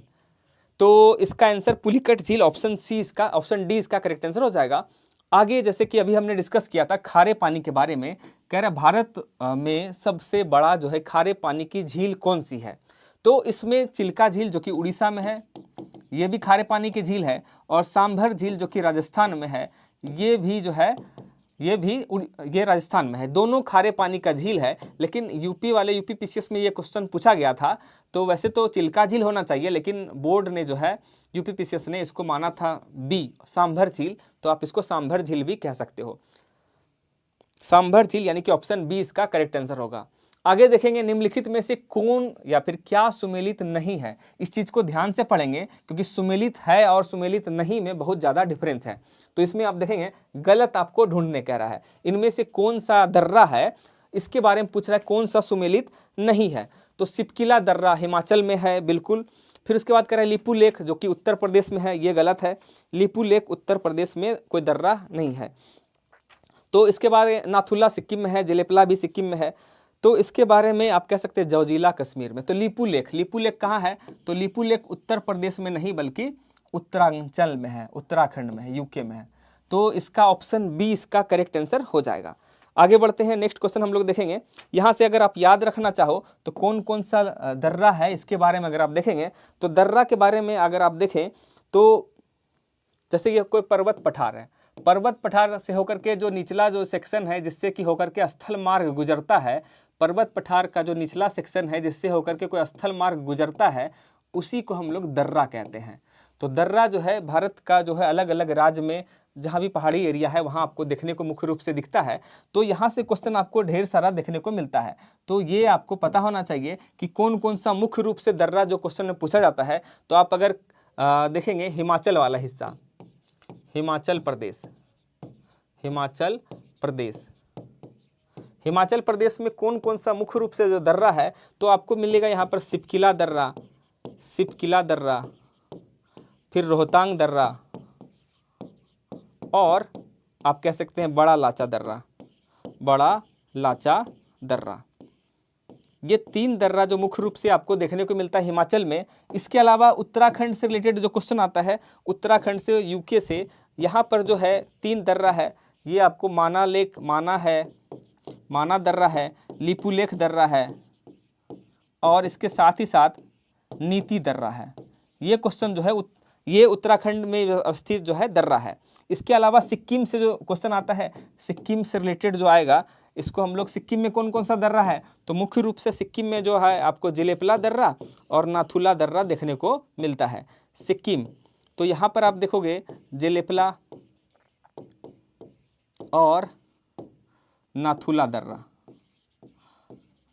दर्रा, तो यहाँ से क्वेश्चन आपको देखने को मिलता है। बाकी बीर ये सब क्वेश्चन है, यहाँ से आप याद रख सकते हैं। तो सिपकिला जो कि बड़ा लाच हिमाचल में था, तो इस हिसाब से लिपू लेक जो होगा, लिपू लेक कहाँ है, तो आप कहोगे उत्तराखंड में, तो ये इसका करेक्ट आंसर हो जाएगा। आगे हम लोग देखेंगे, नेक्स्ट क्वेश्चन है, निम्नलिखित में से कौन सुमेलित नहीं है। जैसा कि हमने बताया था लिपू लेक उत्तराखंड में है, ये तो सही है। नाथुला, नाथुला क्या होगा, अरुणाचल में नहीं बल्कि सिक्किम में है। इसको याद ऐसे रख सकते हो कि नाथुला है ना, नाथुला ये वाला है ना, कि सिक्किम को ऐसे मान सकते हो कि शक के आधार पर नाथूराम ने गांधी जी को मार दिया था, तो उसको क्या हो गया था, जेल हो गया था। नाथू ने गांधी जी को मारा तो क्या हो गया, जेल हो गया था। क्यों मारा था, शक के आधार पर। तो ऐसे इसको रिलेट कर सकते हो तो आपको याद हो सकता है। बाकी आपको याद पहले से तो अच्छी बात है। इसको देखेंगे, नाथुला कहाँ है भाई, अरुणाचल में नहीं है बल्कि सिक्किम में है। इसके अलावा आप देख सकते हो रोहतांग दर्रा जो कि हिमाचल में है। अभी हमने बताया था हिमाचल प्रदेश में कौन कौन सा दर्रा है, सिपकिला, रोहतांग और बड़ा लाचा। इसको भी याद रख सकते हो। सिपकिला का मतलब है, ऐसे रिलेट कर सकते हो कि हिमाचल में क्या है, शिमला है, तो शिमला से सिपकिला बना सकते हो। शिमला में आप किसी को तंग करोगे तो बड़ा लोचा हो जाएगा, तो ऐसे याद रख सकते हो। ये भी याद रखने का कोई छोटा सा आइडिया से है, अपना सकते हो। रोहतांग हिमाचल, पालघाट केरल, ये सही है। इसके अलावा आप देखोगे थाल घाट जो है, थाल घाट, भोर घाट, ये सब जो है महाराष्ट्र में है, महाराष्ट्र। आगे बढ़ते हैं, नेक्स्ट क्वेश्चन देखेंगे, भारत के किस राज्य में मानसून का आगमन सबसे पहले होता है? किस राज्य में होगा? तो दक्षिण वाला हिस्सा अगर हम देखें तो केरल यहाँ पर इसका करेक्ट आंसर हो जाएगा। आप में से जिसका भी केरल आ रहा है बिल्कुल सही है, केरल इसका करेक्ट आंसर हो जाएगा। तो भारत के किस राज्य में मानसून का आगमन सबसे पहले होता है? तो केरल इसका करेक्ट आंसर हो जाएगा। आगे देखेंगे अगला क्वेश्चन। अगला क्वेश्चन है, भारत में वर्षा की उच्चतम मात्रा वाला स्थान है, मतलब सबसे ज्यादा बारिश इनमें से कौन सा जगह होता है? इसके बारे में बताएंगे, क्या इसका करेक्ट आंसर होगा, क्या इसका करेक्ट आंसर होगा। इनमें से कौन सा ऐसा प्लेस है, कौन सा जगह है जहाँ की मैक्सिमम बारिश होता है? तो आप कहोगे क्या, ऑप्शन डी इसका करेक्ट आंसर हो जाएगा, मासिन राम, ये इसका करेक्ट आंसर हो जाएगा। आगे देखेंगे, ये तो कॉमन क्वेश्चन है, सभी को पता होगा। नेक्स्ट क्वेश्चन है, निम्नलिखित राज्यों में से किसमें वनों के अंतर्गत सर्वाधिक क्षेत्रफल है? एरिया वाइज कह रहा है कहाँ पर फॉरेस्ट सबसे ज्यादा है। तो यहाँ दो क्वेश्चन देखने को मिलता है कि एरिया वाइज सबसे ज्यादा कहाँ पर वन है, मतलब फॉरेस्ट है, और परसेंटेज वाइज सबसे ज्यादा कहां पर वन है। तो दोनों टाइप के क्वेश्चन आपको देखने को मिलता है, दोनों हम लोग साथ ही साथ यहां पर डिस्कस करते हुए आगे बढ़ते हैं। इसके बारे में बताएंगे क्या होगा इसका करेक्ट आंसर, क्या होगा इसका करेक्ट आंसर। एरिया वाइज अगर सर्वाधिक क्षेत्रफल है तो सर्वाधिक क्षेत्रफल के हिसाब से सबसे ज्यादा वन कहाँ है? तो एमपी में।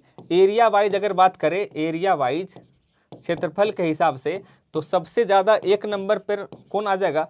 मध्य प्रदेश एरिया वाइज आ जाएगा, ठीक है। लेकिन अगर ये परसेंटेज वाइज होता तो फिर क्या कहते हैं, प्रतिशत के हिसाब से कहता, तो प्रतिशत के हिसाब से सबसे ज़्यादा जो है कहाँ पर वन क्षेत्र है। तो इस कंडीशन में आपका जो हो जाता एक नंबर पर ये मिजोरम हो जाता, मिजोरम, मिजोरम। सेकेंड नंबर पर आपको अरुणाचल प्रदेश, फिर मेघालय वगैरह देखने को मिलता। तो यहाँ आप याद रख सकते हो, परसेंटेज वाइज पूछेगा तो आप कहोगे मिजोरम एक नंबर पर है, अगर एरिया वाइज कहेगा तो पहले नंबर पर मध्य प्रदेश है, फिर आपको अरुणाचल प्रदेश दिखने को मिलता है। तो ऑप्शन ए इसका करेक्ट आंसर हो जाएगा।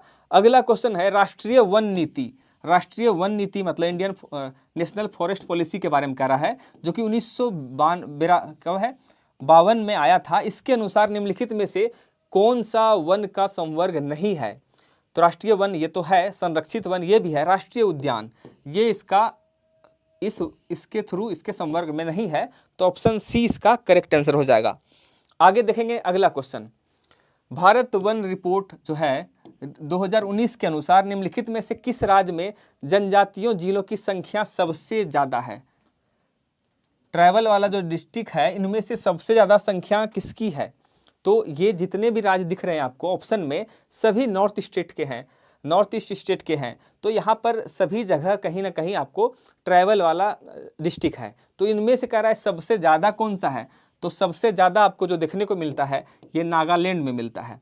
नागालैंड में अगर टोटल जिलों की संख्या बात करें, जनजातीय जिलों की संख्या, तो ये 11 है। तो सबसे ज़्यादा 11 है। उसके अलावा मणिपुर, मेघालय वगैरह सब में कम है इससे, मतलब सबसे ज़्यादा क्या हो गया 11। तो ऑप्शन ए इसका कह सकते हो करेक्ट है। आगे हम लोग देखेंगे अगला क्वेश्चन, भारत में मैंग्रोव वनस्पति अधिक विस्तृत रूप से पाई जाती है। कौन सा एरिया है जहां पर मैंग्रोव वनस्पति मैक्सिमम रूप से विस्तृत रूप से इसका एक्सटेंशन है? मालाबार तट, सुंदरवन, कच्छ के रण या फिर तटीय उड़ीसा में।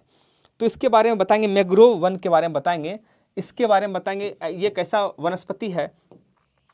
तो इसके बारे में बता सकते हैं कि ये मैंग्रोव वन जो है उष्णकटिबंधीय वनस्पति है, उष्णकटिबंधीय, ये इस टाइप की वनस्पति है उष्णकटिबंधीय।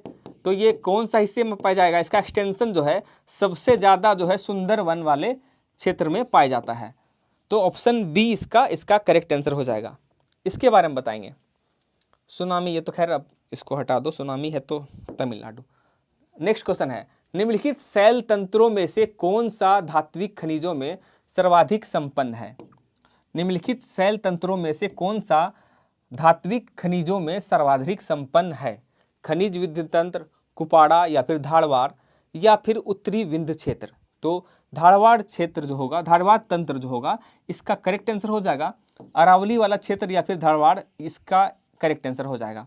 तो इसमें ऑप्शन सी कह सकते हैं, यहाँ पर मैक्सिमम जो है मिनरल्स या फिर कह सकते हो धातु वगैरह, धातु लवण जो है पाया जाता है यहाँ पर। तो धारवाड़ क्षेत्र इसका करेक्ट आंसर हो जाएगा।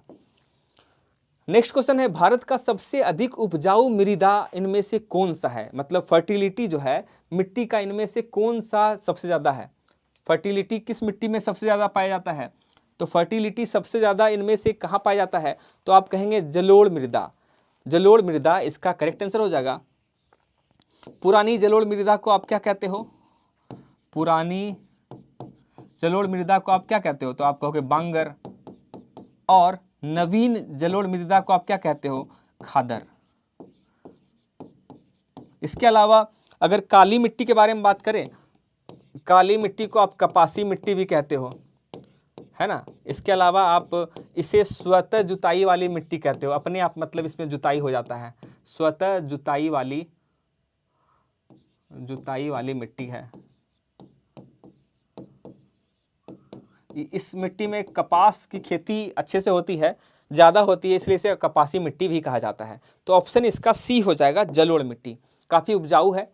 भारत में इको मार्क का प्रतीक इनमें से कौन सा है। तो मिट्टी का बर्तन जो है भारत में इको मार्क का प्रतीक चिन्ह है। तो मिट्टी के पात्र यानी कि मिट्टी के बर्तन, ऑप्शन बी आप में से जिसका भी है वो बिल्कुल सही है, ऑप्शन बी इसका करेक्ट आंसर होगा। आगे हम लोग नेक्स्ट क्वेश्चन देखेंगे, खाद मिट्टी यानी कि ह्यूमस में निम्नलिखित तत्वों में से किसका परसेंटेज इनमें से सबसे ज़्यादा पाया जाता है।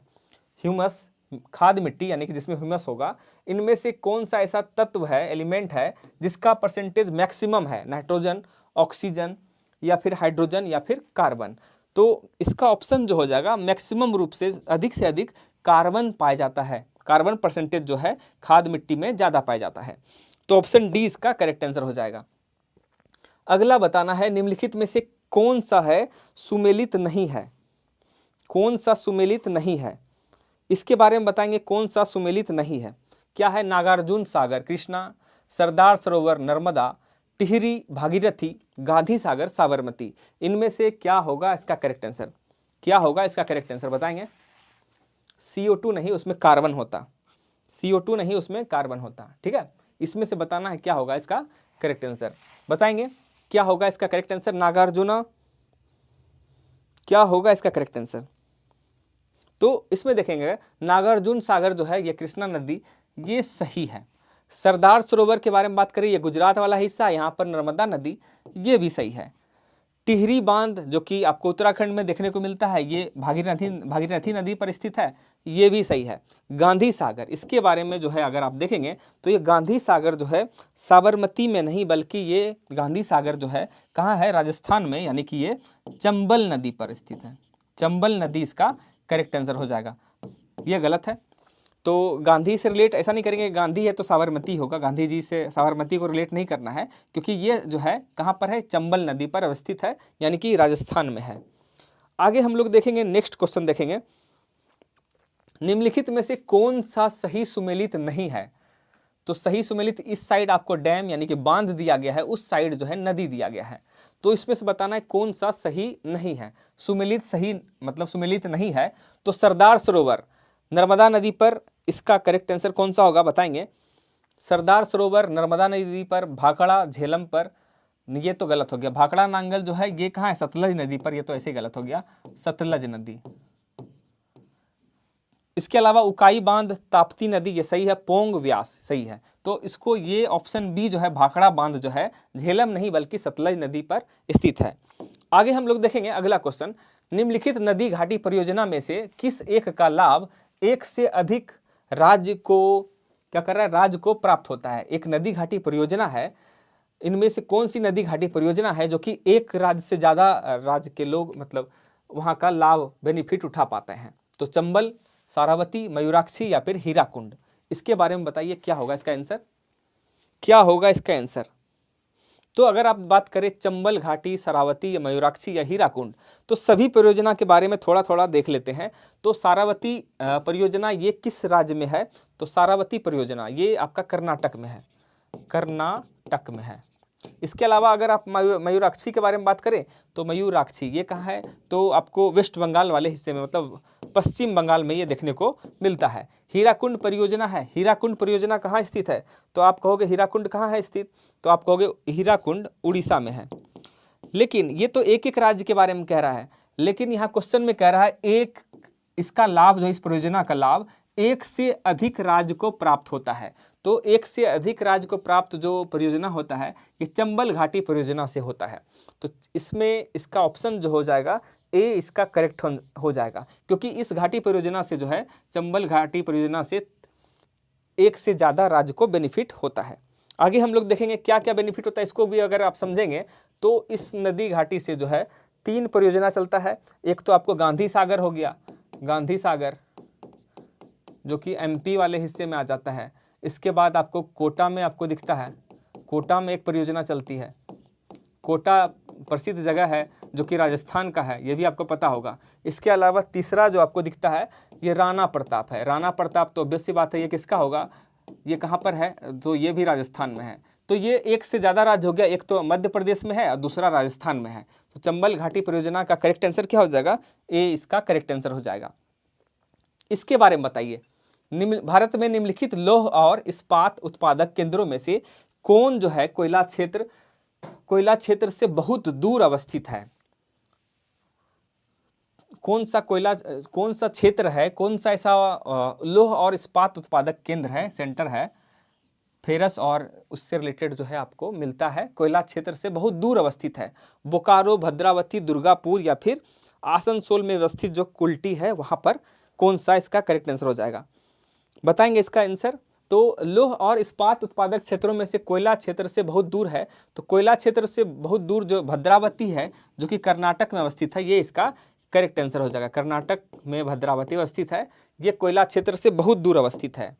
आगे देखेंगे, निम्नलिखित राज्यों में से एक अभ्रक का उत्पादन नहीं करता है।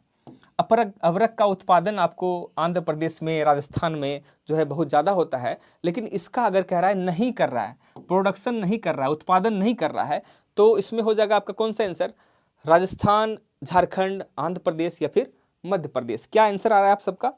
मैक्सिमम हमने बताया था, मैक्सिमम कहाँ होता है, तो मैक्सिमम राजस्थान में हो, सॉरी किसी किसी बुक में राजस्थान है, लेकिन जो अभी लेटेस्ट डाटा है उसके अनुसार जो है फर्स्ट नंबर पर जो उत्पादन करता है ये आंध्र प्रदेश होगा और सेकेंड नंबर पर जो उत्पादन करता है वो राजस्थान होगा। तो इस कंडीशन में अभ्रक का उत्पादन कौन नहीं करता है, तो झारखंड तो करेगा ही, झारखंड, इसमें मध्य प्रदेश इसका करेक्ट आंसर हो जाएगा। मध्य प्रदेश ऑप्शन डी इसका करेक्ट आंसर होगा। पहले नंबर पर आंध्र प्रदेश, दूसरे पर राजस्थान और मध्य प्रदेश में इसका उत्पादन नहीं होता है। आगे देखेंगे, निम्नलिखित में से कौन एक पठार जो है भारत का खनिज हृदय भूमि के रूप में जाना जाता है। खनिज हृदय भूमि मतलब मिनरल्स जो है यहाँ पर ज़्यादा पाया जाता है। तो अगर बात करें ये तो झारखंड के हिस्से में है छोटा नागपुर पठार, तो ये आपको दिख जाएगा ऑप्शन डी में, इसका करेक्ट आंसर हो जाएगा, ऑप्शन डी इसका करेक्ट आंसर होगा। आगे हम लोग देखेंगे अगला हिस्सा, इनमें भी लगभग अभी हमने जितने भी क्वेश्चन डिस्कस किए हैं उसमें सुमेलित नहीं है वाला आया है, मतलब आपको इनकरेक्ट इसमें से ढूंढना था, इनमें से इनकरेक्ट ढूंढना था। सभी तीनों में से 4 है ना, चारों में से आपको देखना है। तांबा जो है राजस्थान के खेतड़ी में हमें मुख्य रूप से आपको देखने को मिलता है, जो कि यहाँ चित्रदुर्ग दिया है तो ये गलत है। तांबा है तो ये इसका खेतड़ी से संबंध है, जो कि खेतड़ी जो है राजस्थान में पाया जाता है, राजस्थान में है जगह का नाम। तो लोह अयस्क बेल्लारी बिल्कुल ठीक है, जो कि कर्नाटक में है। मैग्नीज भिलवाड़ा, बॉक्साइड कटनी, हाँ तो ये सही है।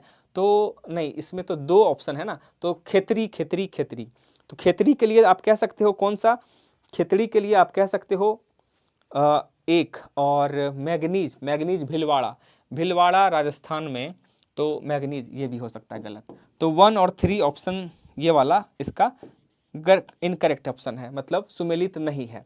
तांबा के लिए खेतड़ी प्रसिद्ध है राजस्थान का।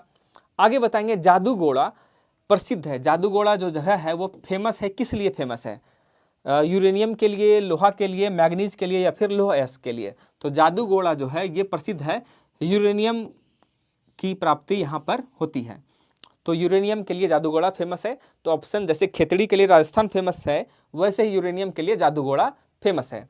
आगे बताएंगे जिप्सम प्रचुर मात्रा में इनमें से कहाँ पाया जाता है, इनमें से कौन सा राज्य है जहाँ पर जिप्सम जो है ज़्यादा पाया जाता है। जिप्सम के बारे में बात कर रहा है, बताइए क्या होगा आंसर। जिप्सम, जिप्सम जो है, जिप्सम मैक्सिमम जो है आपको इंडिया में राजस्थान में पाया जाता है, तो राजस्थान इसका करेक्ट आंसर हो जाएगा।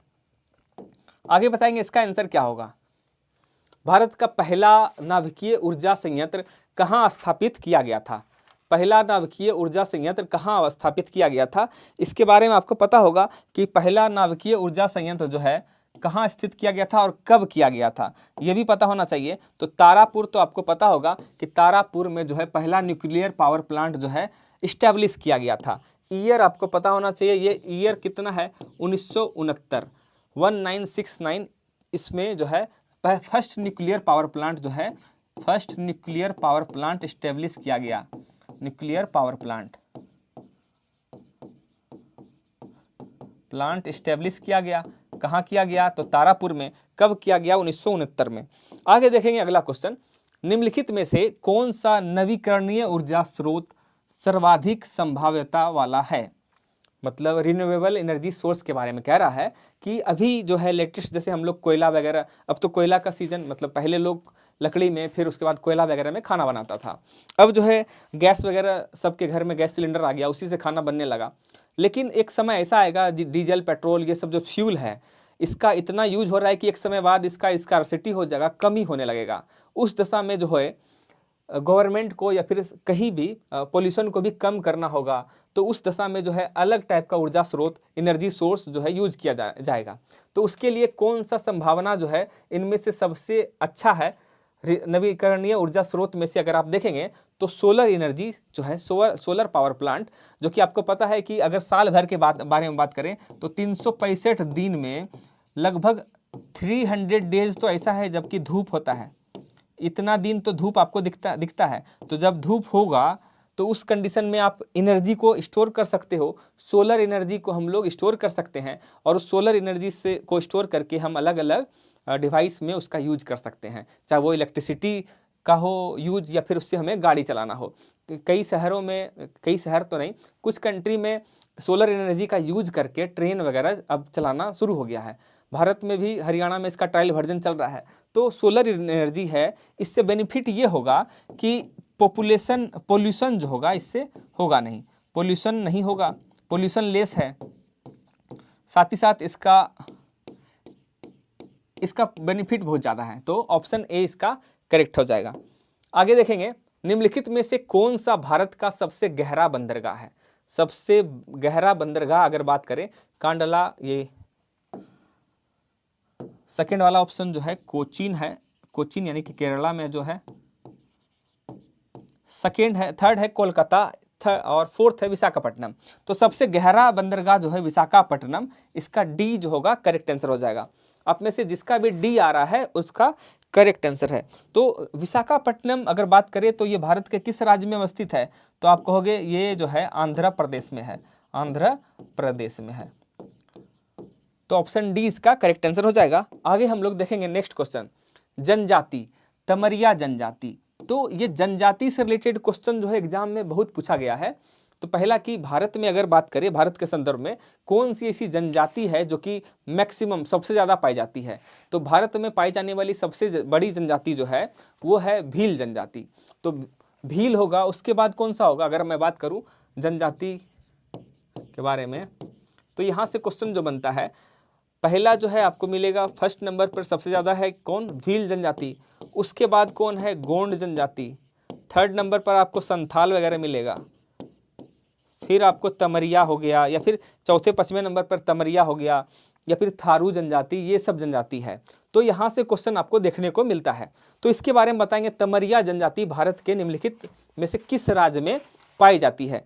तमरिया, तमरिया कहाँ पाया जाएगा भाई? तो जनजाति कौन सा, ये ट्राइबल वाला एरिया है, तो राजस्थान, पश्चिम बंगाल, झारखंड या एमपी। तो तमरिया के बारे में अगर बात करें तो तमरिया जो है झारखंड में जो है पाया जाता है। तो इसका करेक्ट आंसर हो जाएगा सी। सी आप में से जिसका भी आ रहा है उसका करेक्ट आंसर है सी, आपका करेक्ट आंसर हो जाएगा। इसके अलावा जो मैं बात कर रहा था भील, गोंड और थारू या फिर संथाल वगैरह के बारे में, तो यहाँ से क्वेश्चन आता है कि कौन सी ऐसी जनजाति है जो कि दिवाली को शोक दिवस के रूप में मनाती है? दिवाली को शोक दिवस के रूप में कौन मनाती है? तो आप कहोगे कौन? थारू।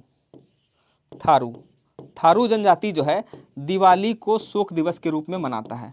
दिवाली को शोक दिवस के रूप में मनाता है, शोक दिवस के रूप में मनाता है।